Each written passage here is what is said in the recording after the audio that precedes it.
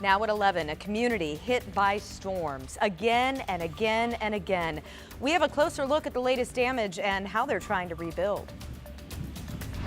And we have an update from the National Weather Service. We'll let you know what they found today and what their plans are for tomorrow.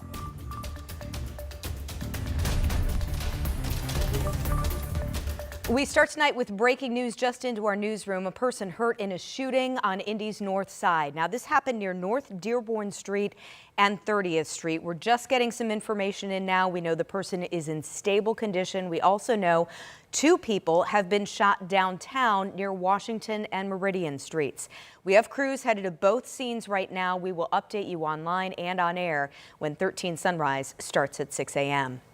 Survey crews from the National Weather Service will be back out tomorrow in multiple counties, taking a look at potential tornado damage. Neighbors in Bartholomew County are now cleaning up after getting hit by damaging storms for the 4th time in 2 months. Our Ashton Hackman talked with the sheriff today, as some people still don't have power. It's beautiful lake day weather on Saturday, but that was certainly not the case Friday night as those storms rolled through Bartholomew County. We are here at Grandview Lake. It's what the sheriff said is probably the worst hit place in the county. The weather is calm and quiet on Grandview Lake, but the sights and sounds of cleanup are anything but. The West Side neighborhood hit especially hard Friday night. One neighbor told me they saw the tornado and quickly took cover. The storm left behind uprooted trees and knocked down countless power lines. We're very lucky. We had no injuries that I'm aware of. That's just been more of obviously a loss of property and damage to property and inconvenience because the roads being closed and power being off. Linesmen with Bartholomew County REMC hard at work Saturday, working to restore power to dozens of homes still trapped among a forest of endless downed trees. Well, I believe we're up to at least four major incidences here in Bartholomew County. I'm ready for the weather to start calming down a little bit, and I'm sure everybody else is too. Now, there's still several people without power here on Grandview Lake. I'm told that those crews will still need some time into the night tonight and possibly into tomorrow to get that power restored.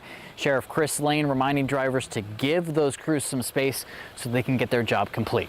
Reporting in Bartholomew County, Ashton Hackman, 13 News.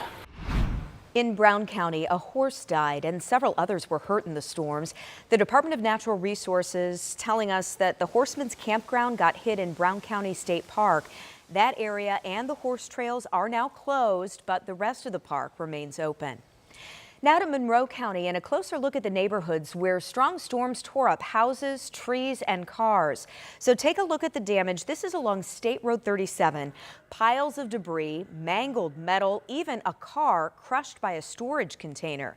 Neighbors say they tried to take shelter last night, but one couple didn't make it inside and they feared the worst. We started running up to my place up here. It hit so fast that the furthest we got was to the banister up there, and I literally had to wrap myself around it, both of us, to hang on, and that's how we literally felt the suction of it, and I thought, boy, this is it for us.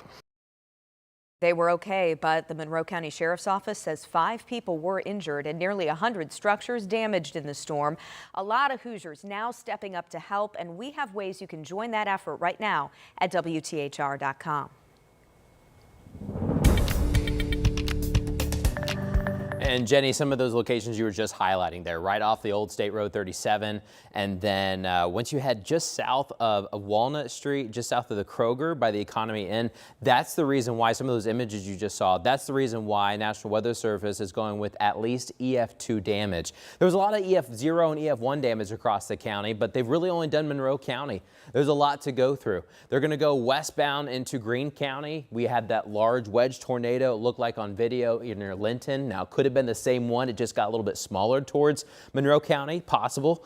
We still had tornado videos going across Brown County into a lot of the state parks. And then once you got to Columbus, it maybe kind of just left Grandview Lake and maybe picked up before 65, but we'll get more confirmation from the National Weather Service. They also need to check out Sullivan County because that's where this whole thing started. So it's a lot. Now, I do want to kind of show you the path of what the National Weather Service is working with. Anywhere in this red zone is where they're surveying the damage. Was it one tornado? Was it multiple tornadoes? That's what they're working on. Now, coming up, we're going to be talking about our nice stretch of weather tomorrow and possibly more thunderstorms, Jenny, into next week.